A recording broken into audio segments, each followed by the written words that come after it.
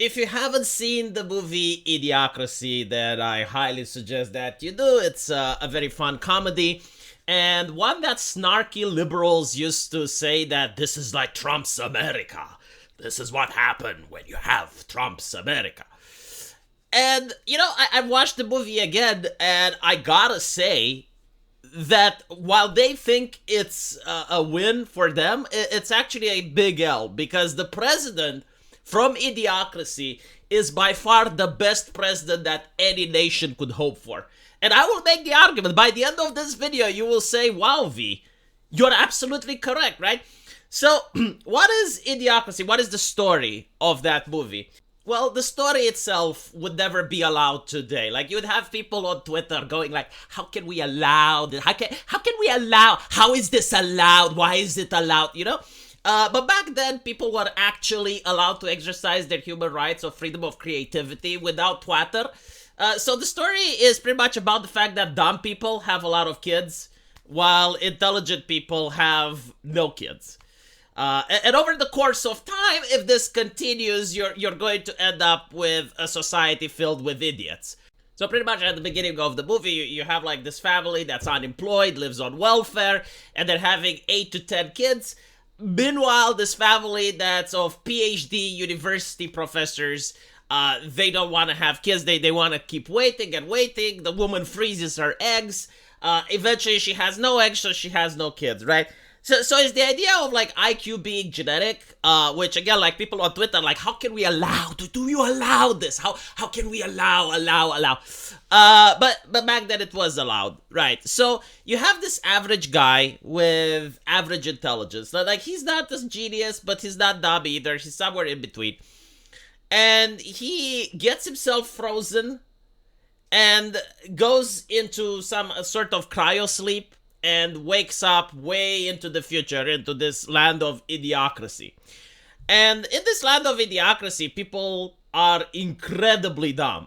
Like, the average person is something that we would consider as mentally deficient today. He gets himself arrested, and at the prison, like, there's 2 lines. One line for people that are coming in and one line for people going out. He just places himself on the line of people going out and says, well, I've done my time. So it basically gaslights the prison guard, and that's how he escapes, because again, like, the prison guard is mentally deficient. So this is the society he's in, and this society is now facing famine, and they're facing famine because they replaced water with energy drink. So they're trying to use energy drink in order to fertilize the crops, and this isn't working. The crops are dying. And you have, like, the president of this society. And the president is sort of like a Hulk Hogan figure. Like he's an athlete, and everyone likes him. He's very much like a jock. And everyone likes him. Everyone loves him. He's very popular. But he's dumb as a rock.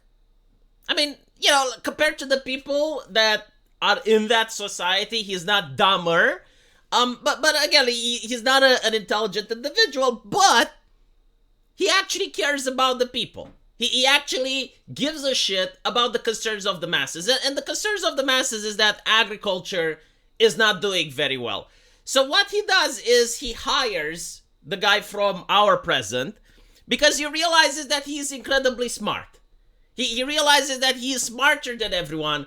So he creates this task force with the smartest people and puts our guy in charge in order to fix the issues for society.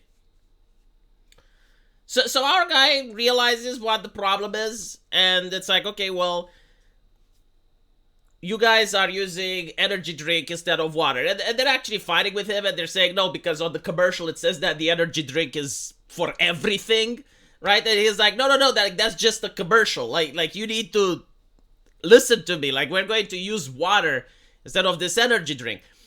And they do what he says, and eventually the crops start growing, right? So, despite the fact that this president is presented like an idiot and is presented like a moron, and he is completely unpresidential, the fact that his heart is in the right place, the fact that he cares about the people, and the fact that he actually delegates and places a person that's smarter than him to fix something that he doesn't understand makes him unironically better than probably 99% of the politicians that we have today. And even more so, when he realizes that, okay, well, this guy can actually fix issues that I'm not capable of fixing, he steps down. Like, you get to see that our guy from the present manages to become president in the future because this guy steps down and allows him to take the reins simply because he understands, okay, well, there's someone smarter than me that can actually help people. And I mean, how can you say that this is bad? You know, it's like, oh, it drops America. Blah, blah, blah. Sure, you know, but like, choose a different movie. Because if you're going to pick Idiocracy, I don't think like you've watched it. I don't think you understand what's going on. And to call the president a bad politician means that you only care about appearances. It means that as long as the person appears presidential and reads from a prompter, while in reality his actions show that he doesn't care about the people, he doesn't listen about the concerns of the people, he dismisses the people as being a basket of deplorables or whatnot, that's not a good president. That is not someone that you would want to elect. I would rather have this guy. I would rather have the clown that at least has his heart in the right place and understands that certain things are above him, so he just delegates and assigns people in the correct positions. And by the way, you know, I really like that even after he fixed the thing with the agriculture, he created a new problem because apparently a lot of people were working at that energy drink company, and now that people weren't using the energy drink company for agriculture, a lot of the people were losing their jobs, and now you had like a huge unemployment issue. So the movie itself is absolutely hilarious, and it's very well made. I'm pretty much sure like everyone has seen it by now, but if you haven't, I definitely suggest that you give it a watch. And you know, again, like you would not be able to create something like this today. The very premise, right? Like there are certain things that even in fiction, even when it's comedy, you are not supposed to articulate it. Like the very concept that dumb people having multiple kids, like that would be considered offensive now. Right? You're not allowed to talk about it. You're not allowed to touch it, even if it's in an art form, even if it's for comedy. And it's this whole expression that I keep saying, which really bothers me. It's like, how do we allow, right? Like, what does that mean? It's like, how do we, the few, prevent the masses from watching something that we, the few, find outrageous and it contradicts our ideology? But yeah, let me know what you guys think, and if you enjoy my channel, please consider pledging to Subscribe Star. The link is into the pinned comment. If you scroll down a little bit under this video, you will find the link. You click it, and it will take you there. So, let me know what you think, and I'll see you guys in the comment section.